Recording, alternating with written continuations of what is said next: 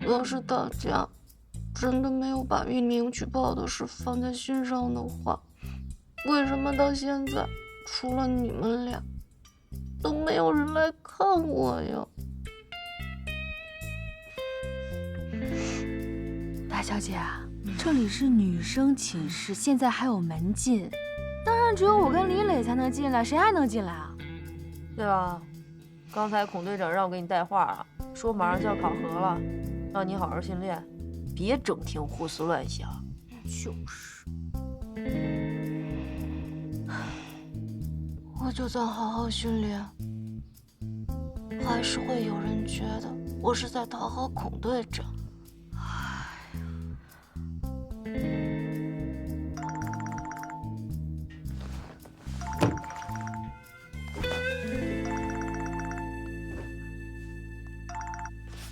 喂，您好。仓库你们还租吗？仓库里的东西我们已经搬完了，您想怎么安排怎么安排吧。没事，我先挂了。前几天媒体报道刚出来的时候，我和你们老师打了匿名电话。什么？就是那个消防的事儿。你消防不过关，也不能举报我们呀。我知道，明天我就找消防检查的过来。觉得还是给你们打个电话是个错。希望没给你们添麻烦。行吧，知道了。您先做好您的消防安全吧，别着了火又赖别人。再见。再见。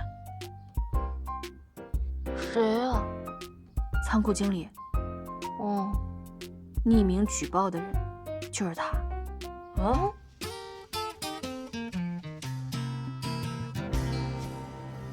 怎么想起来回家了？我们班有个同学，一直想自己造一架飞机，最近大家都在帮他呢。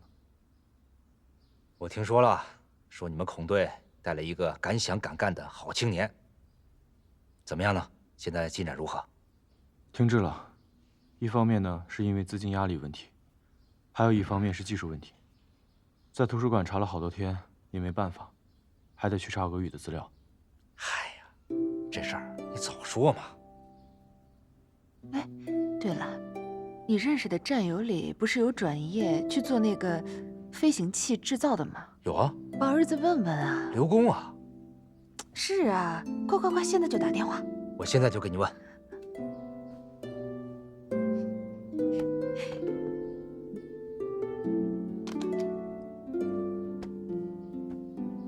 喂，是老刘吧？我是高俊清啊。哎，这样啊，有件事儿，我儿子他们呢几个年轻人。哦，你都知道了。嘿，这消息真快啊！啊，好，好，啊，这到底是搞技术的，爸爸这么打这电话，一说就明白。别着急啊。行行，那我先替孩子们谢谢你了。这样，咱们找机会再聚啊。好，好，好。怎么样？你刘叔叔答应了，说明天啊，就派人送些资料过来给你们，一些简单入门级的，很容易看得懂。哎呀，太好了，这下小松他们就不用发愁了，是吧，儿子？什么叫不用发愁了？你看你这，你妈呀，净说些外行话。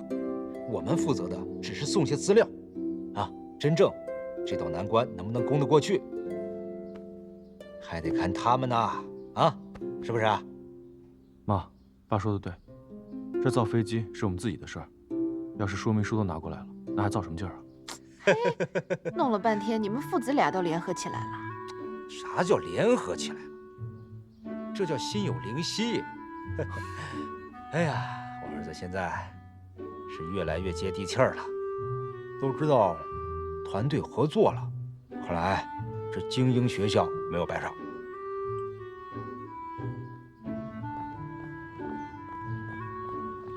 天阳大白了，是不是有一种扬眉吐气的感觉？整个人都要飞起来了。虽然不像之前那么憋屈了吧，可是你要说开心，那也开心不起来啊。总觉得我们大家相处了这么久的时间吧，应该互相之间都很信任的。可是真当我们中间出现了这个所谓的叛徒的时候呢，大家刺一下子全竖起来了。我呢比较倒霉，就成了那个被刺扎的人。不过我也有在想，如果换成是我的话，估计我也会这样。咱们班快考核了，这大家呀，都处于一种紧张的氛围当中，而且学飞行压力这么大，谁的心他受得了刺激啊？啊？那你呢？我们俩认识这么多年，连你都不信任我，你说，你还让我怎么相信人性啊？哎，谁说我不信任你？我就觉得你是一女汉子，不用我时时刻刻站在别人身边替你说话保护你了。哎，别这么看着我啊，怪不好意思的。没长眼，很好，是实话。反正呢，以后不管发生什么事，你都一定要力挺我。不分对错的力挺。我有错的时候吗？没有，像你这么女神级别的人物，完美无瑕，怎么会有错的时候呢？瞎说什么大实话呢？哎呦，走，挡着我呀！今天呢，是我们开工的日子，神仙佛祖咱们就不拜了。咱们这架飞机啊，以后可是要上天的。对，造咱们这架飞机啊，对张栋梁来说是个新的开始，对我们来说呢，也是一个新的起步。咱们终于要一起干大事情了。真是太谢谢你们了！以后俺再也不会把梦想据为己有了。从今天开始，这就是咱们所有人共同的梦想。等以后啊，咱们当了飞行员，坐着自己亲手造的飞机，那感觉多爽！新的库房，新的开始。你这是什么破词儿啊？能不能有点艺术感啊？就是，说的比唱的难听多了。常小铁，给哥姐唱一首。这又没键盘，没吉他，唱什么呀？要我提议呀，咱去撸串。好，同意。这刚开工怎么撸串去了？想那么多干什么？我请客。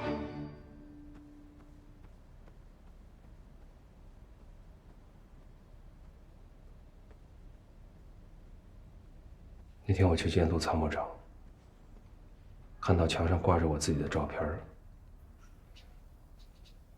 当时我的感觉就是怪怪的。那不是挺好的吗？说明你是王牌飞行员，大家的榜样啊。什么王牌飞行员？年纪没长几岁，这身体却出了问题。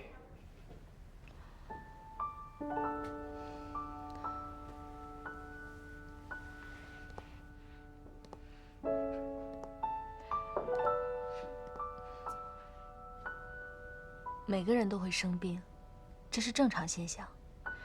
只是飞行员这个职业，对身体素质的要求实在是太高了。没错，飞行员不只是一种职业，更是一种生活方式。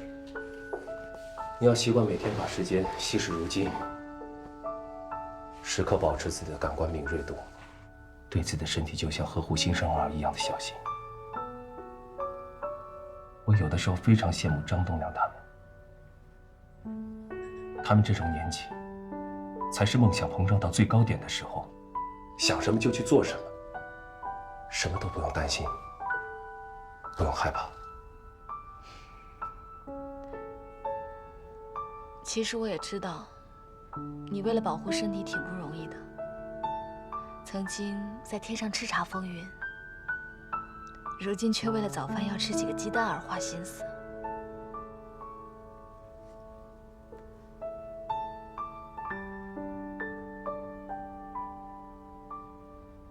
你不是也一样吗？学历那么吓人，却来到这儿帮我们调养身体。谢谢。谢什么呀？这是我应该做的工作。快到考核体检了，现在也是你身体恢复的关键期，你不要有太大压力。我会一直陪着你的。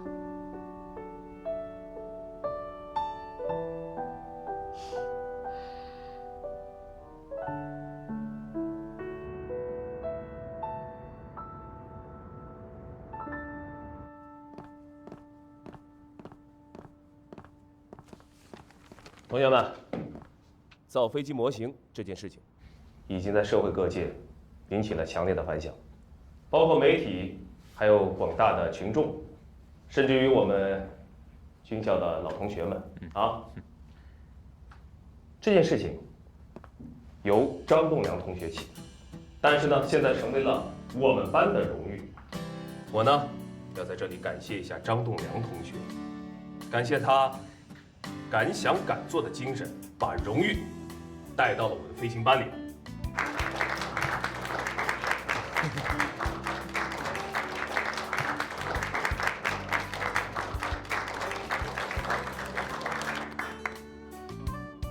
这一篇帖子呀，在网上被转载了很多次，市民们很感动。张栋梁为了圆老父亲飞机梦的这种孝道，还有他热爱飞行事业的精神，感动了很多人。帖子呀，发的也好。同学们，我真得好好谢谢你们每一个人，正因为你们，让社会各界了解了我们少年航校、青少年班，更让社会各界呢对航天航空事业产生了更多的兴趣。这话说的是真的，我家飞行体验中心都快要被挤爆了。哎，上周那是，刚夸你几句呢，怎么了？报告不会了吗？报告，说。我这都是听我爸说的。许多人呢，都是因为咱们网上飞行少年的那个帖子，才知道普通人也能开飞机。去我家体验馆的人呐，都说开飞机特别的好玩，而且他们都想去报考飞机的驾驶执照。其实我国低空领域啊，早在2015年就开放了，说不定以后普通人学飞行就跟学车一样常见。是，好酷呀！那爹也行啊。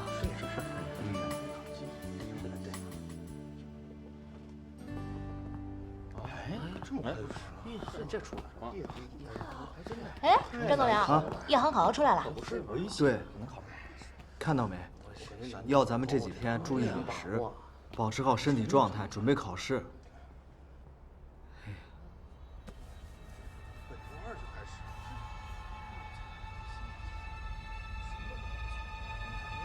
这通知还挺人性的哈。是啊。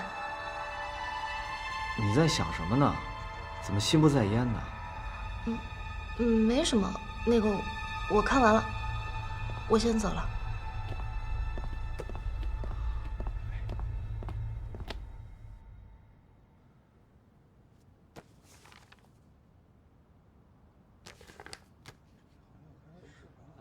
这地面航校的消息还挺灵通的。知道我们精锐班快毕业了，肯定会来招人，特别是这种地面航校的。这说明啊，咱们还是挺抢手的。不过也是，现在啊，学业到了紧要关头，这训练也紧，咱们呢，真就没法考虑这些东西。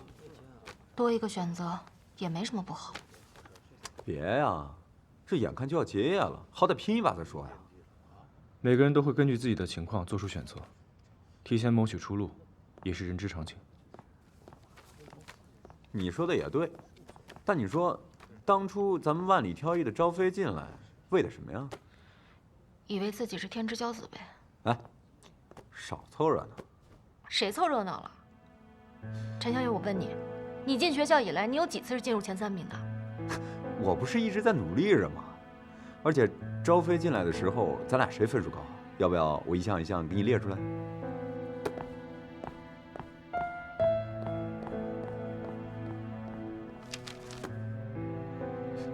不是，徐兵，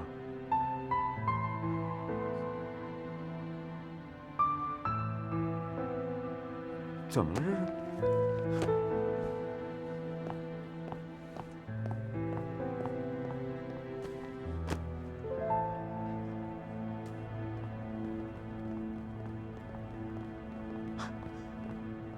徐兵，怎么一个人跑出来了？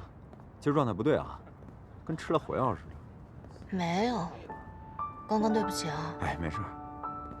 我就是在想，以后要干些什么。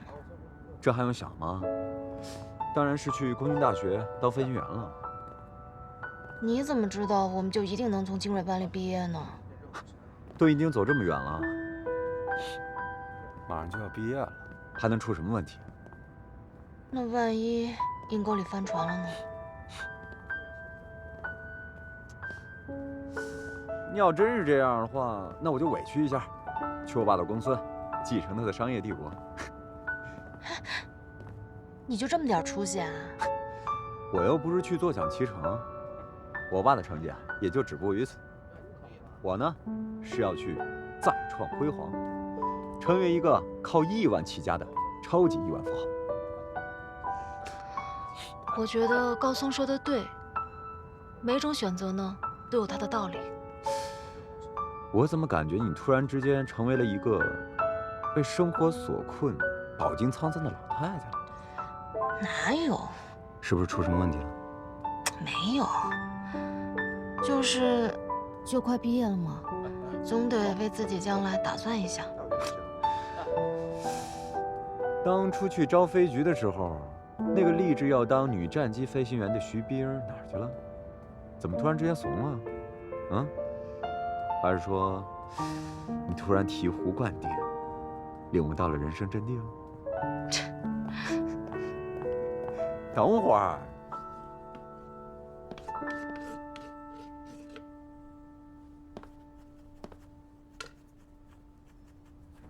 同学们，已经到了最后的几个阶段了，啊，还有最后几个科目我们还没有进行训练，尤其是要提醒那几个带头造飞机模型的啊，你们该收收心了，孰轻孰重，你们心里应该清楚。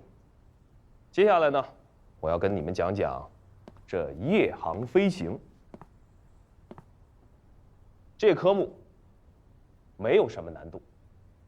只要求你们的心理素质。不会吧，孔队长？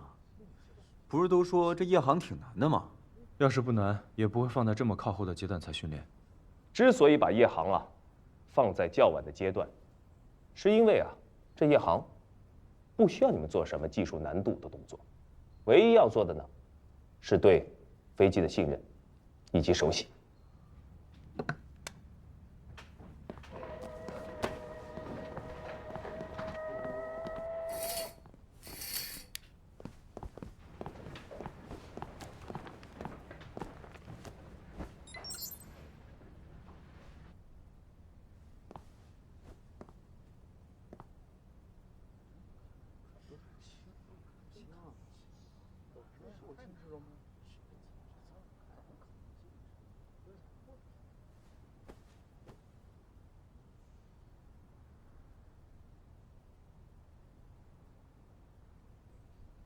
看得清吗？同学们，这就是夜航飞行里啊，你们在座舱里所看到的一切。孔队长，这能看见啥呀？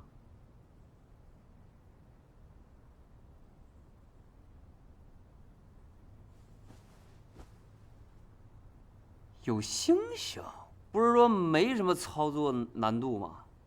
这都倒飞了它。都到最后阶段了，连给出的指引参数都不会看吗？到底是正飞还是倒飞？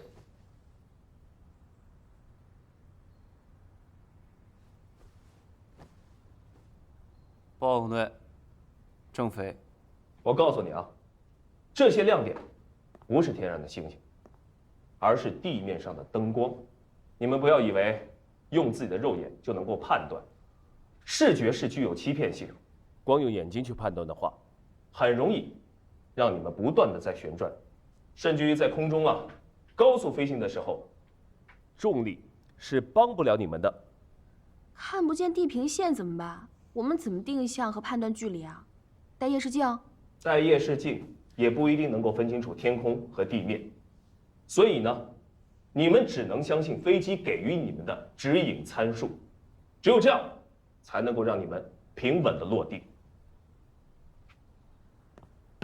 同学们，我们到了最后的阶段，我希望你们再努把力，希望每一个人都能够顺利的合格通过考核。你那一脚踢的可以啊！是啊，会踢的。行，我知道了，下次还叫上你。不知道这次夜航考核能不能顺利通过？不知道，确实挺难的这次事儿。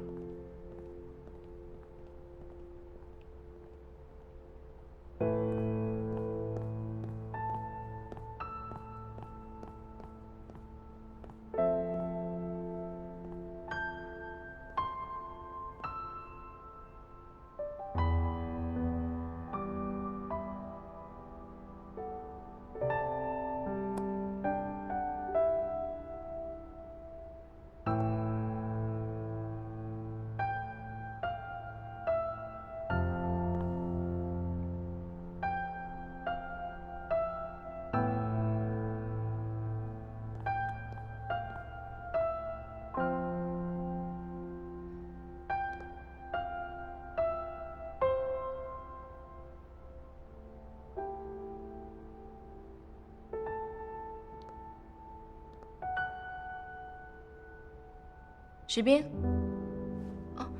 方医生，你在干嘛呢？我东西落在这边，过来找一下。东西？可能不在教室，我记错了。不对吧？我刚才看你这儿一个人站挺久了，还走来走去的，是不是有什么事儿啊？没事儿，我可能落在寝室里了，我待会儿回去找一下就行了。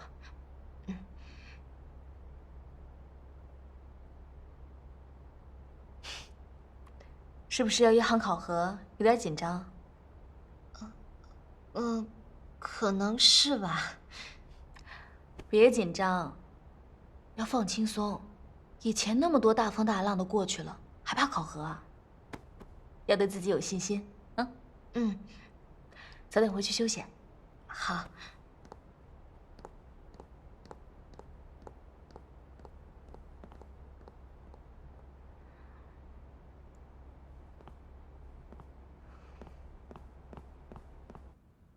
老孔，上级部门给我们调了几个临时教员，夜航的时候和你一块儿带飞，都是优秀的青年飞行员，你签个字。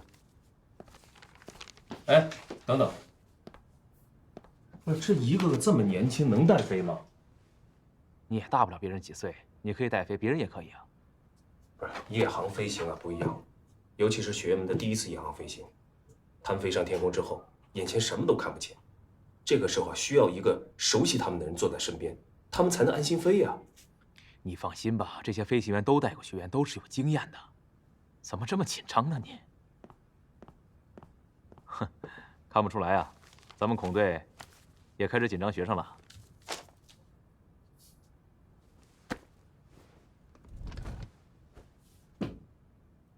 这夜航飞行到底难不难呀？走慢点，走慢点。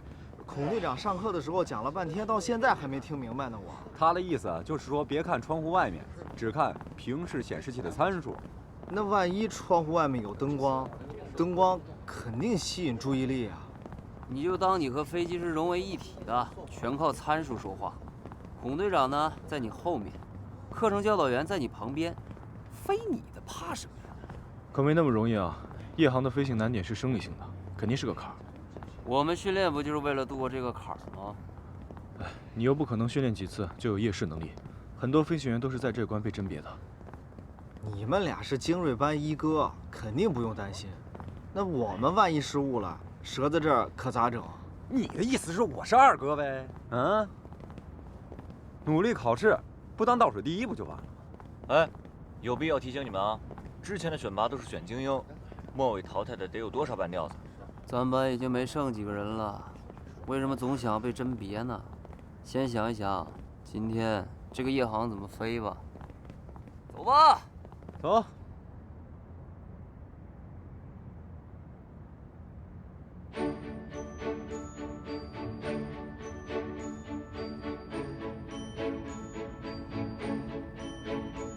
丛树阳，到。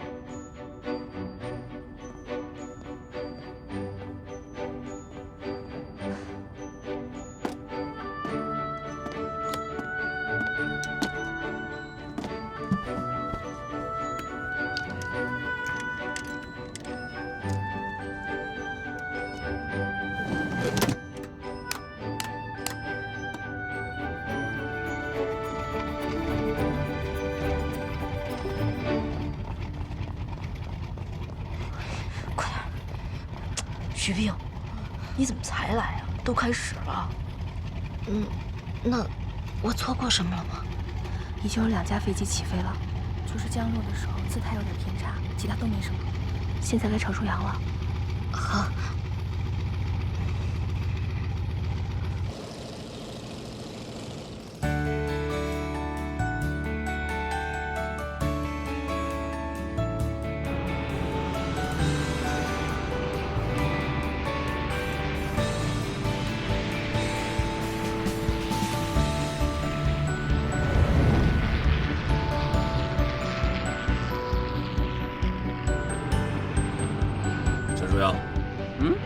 别看地平线，看参数。这不现在还有阳光吗？可以变成地平线。那我问你，一会儿没有太阳你怎么飞啊？你是越航训练，不能光靠看太阳。掉头，往东飞，看参数。是。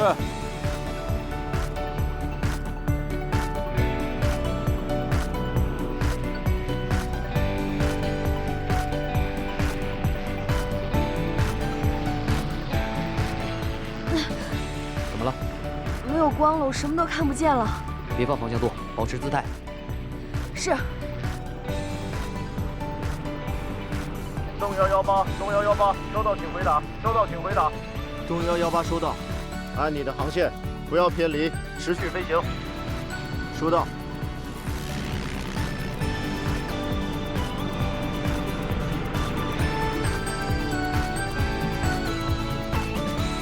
飞得很好，继续保持。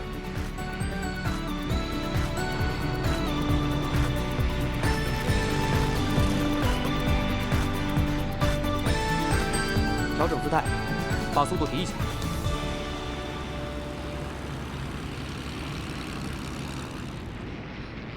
报告长官，长机不见了，怎么办？那是你的问题，看你的机载雷达。偏离目标航线，不要原地跑圈，先确定目标方向。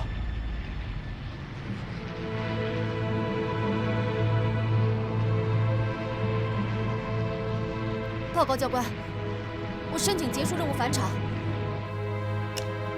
东幺东两可以返场，汇报现在情况。东幺东两没有异常，申请返场着陆。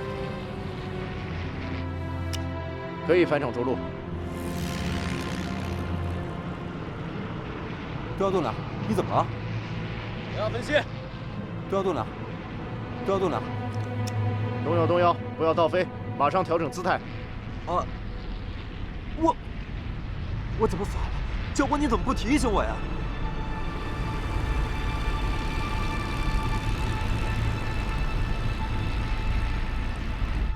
今天任务顺利完成。哎，今天夜航飞行真是太刺激了啊！我这汗毛都竖起来了。一开始还是特猜啊，是你，可是感觉是要觉得多飞了还是什么肯定性，我就怕掉下来，都试试。水平线看最难的是徐冰，徐冰，你今天怎么突然降落了？怎么了？你们觉得今天飞得怎么样啊？还有表演特技飞行的。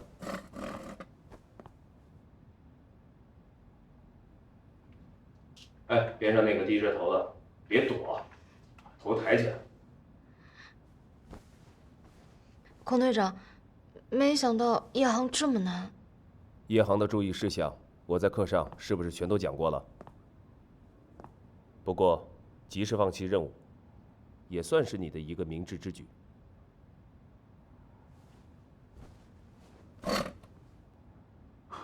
孔队长，您别这么说徐冰，这夜航不是才第一次吗？在替别人说话之前，先给自己想好借口。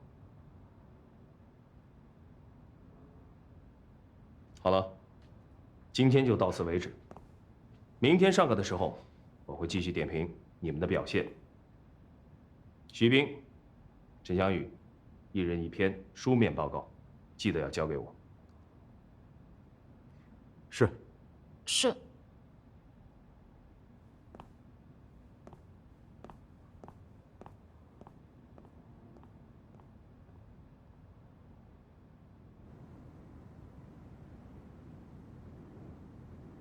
孔队长，报告写好了。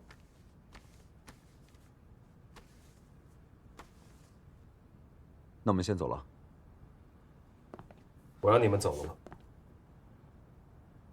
办公室里核查，写检讨书，口头反思，这是标配，3样一样都不能少。谁先开始？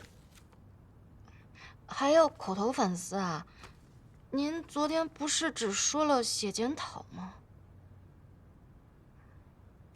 文字是具有欺骗性的，我要的是你们内心真实的想法。这些只是让你们先打个草稿而已。那我先来吧。说。我飞到一半分心了。我的飞机有那么几秒可能是处于失控状态，完全是我操作不当。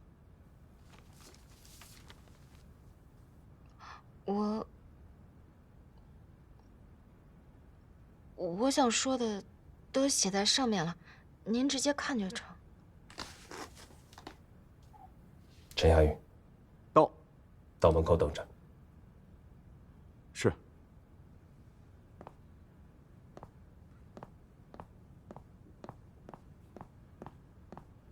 陈翔宇的情况，在文字上已经写得很清楚了。你呢？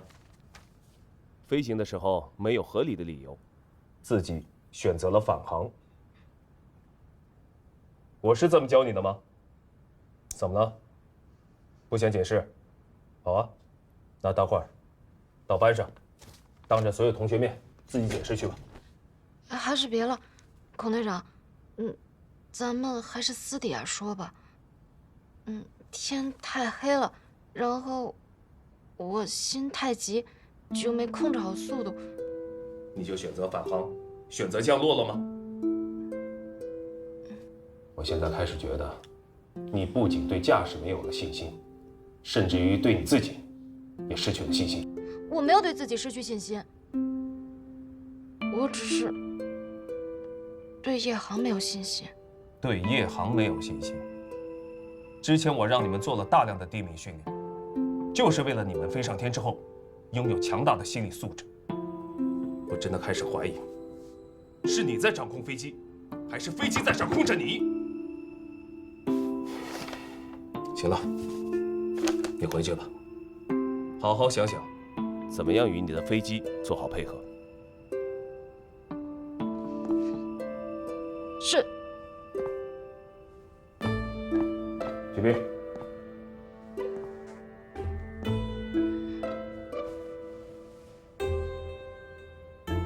这个时候，你不应该给自己太多的心理压力和负担。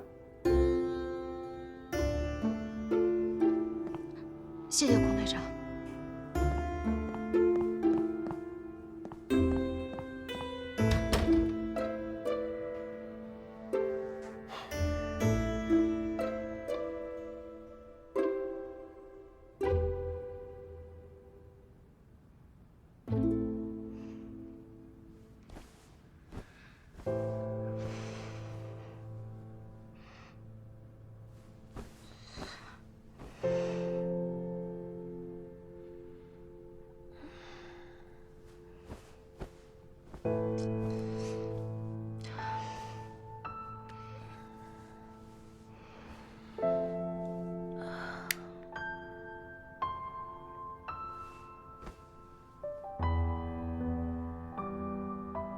徐冰，怎么还不睡啊？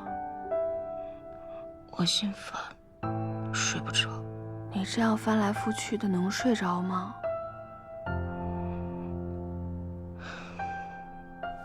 徐冰，有什么事你先别想了，好好休息要紧啊。我这几次夜航成绩，我都是垫底，我怎么睡得踏实？天黑的时候说睡觉要紧，天亮的时候又说吃饭和训练要紧，我都没有时间发愁了。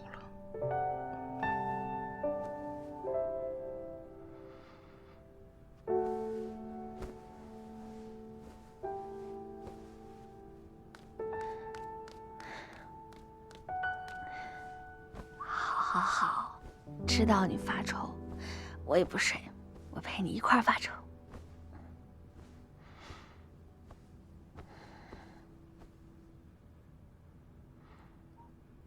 欣然，我想我们几个能一直在一起，永远都不分开。傻瓜，谁说要分开了？可是马上就要结业了，我们就要各奔东西了。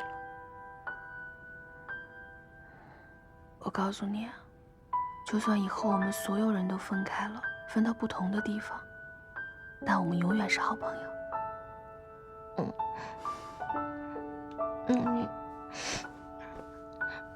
那你向我保证，咱们以后要常聚。我跟你保证。那你可以乖乖睡觉了吗？来。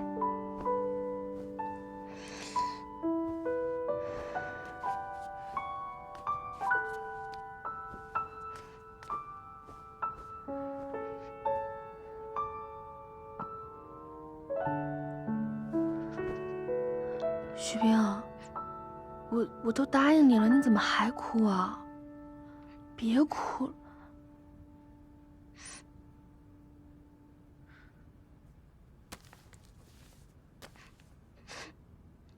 眼科检查，体检报告。徐冰，你为什么不去找方医生？为什么自己跑到别的医院去？我不敢告诉方医生。欣然，你别问了。你告诉我，这几天你训练状态不好，是不是因为这个？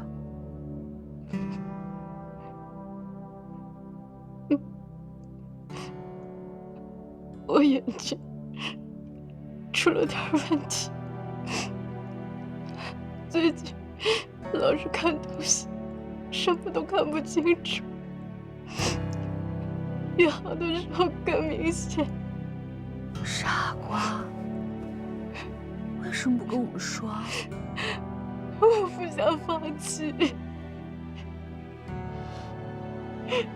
徐冰，你听我说，这太危险了。我们现在必须要跟孔队还有方医生汇报，你知道吗？不行，欣然，不能报告。我也不知道为什么会突然这样。我现在已经把好多保健品都吃上了，眼药水我也在点。我觉得应该过段时间能好。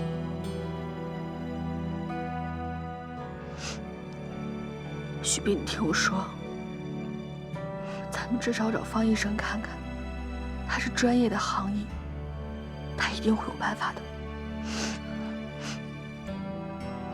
学院有情况的我，行医一定会上上级报告的。我告诉方医生，跟告诉孔队长有什么区别？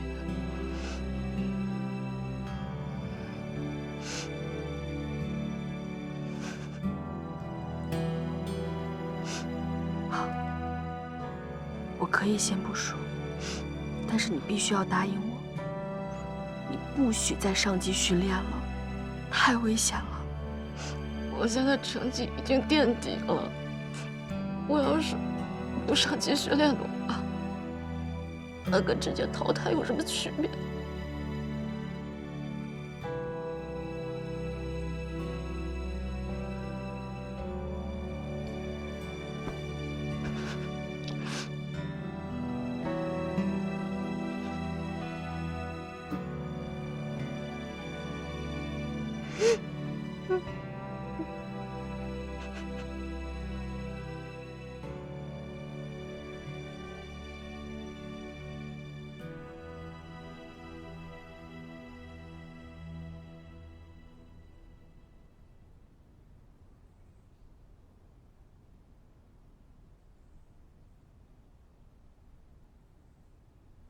我再说一遍啊，千万不能只相信你们的眼睛。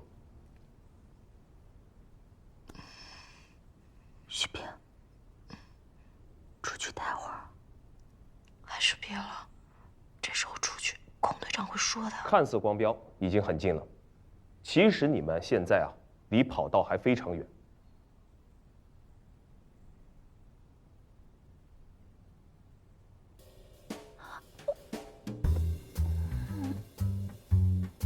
所以呢，你们要加油门，松把杆。报告。怎么了？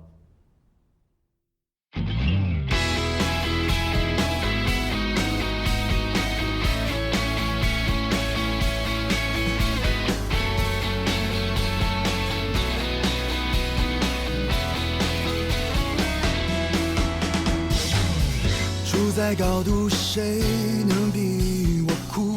天际线已能由我做主，就天烟雾能晴朗守护。若敢来侵犯，必定你输。云上漫步，激情不落幕，忠诚与荣耀，胸膛入主，破开云雾，超越了因素，梦想太锋芒，由我守护。等我来，等我来，参加一场天空之舞。等我来，等我来，开辟一条天空之路。等我来，等我来，参加一场天空之舞。等我来，等我来，开辟一条天空之路。可以放开我的翅膀，让我试着去飞。天空那么辽阔，青春在云霄才是最美。可以自由，我的目光让我追赶惊雷。山河尽在胸怀，青春再爬升才算无悔。等我来，等我